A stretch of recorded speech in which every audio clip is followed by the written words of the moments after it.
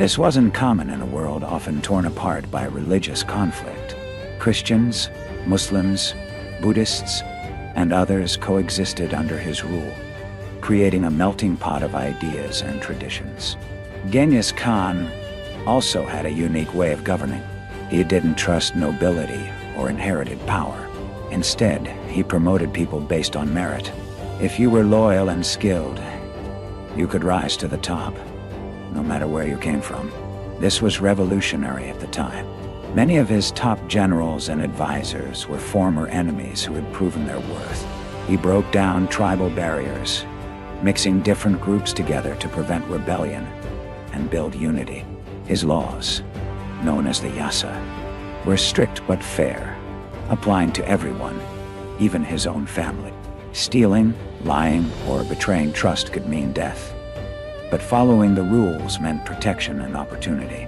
Now, let's talk about his military genius.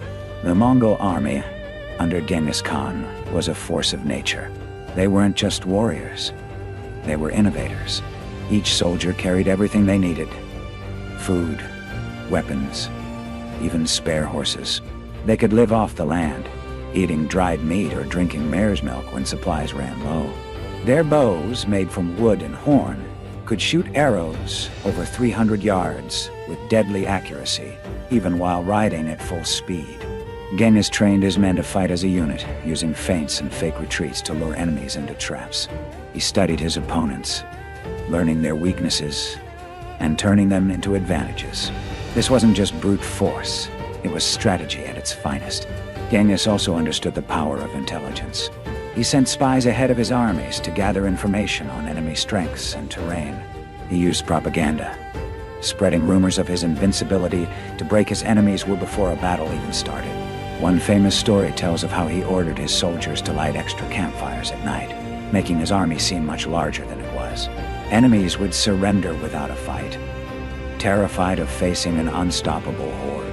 This kind of psychological warfare was way ahead of its time. By the time Genghis Khan died in 1227, likely from illness or injury during a campaign, his empire was unlike anything the world had ever seen.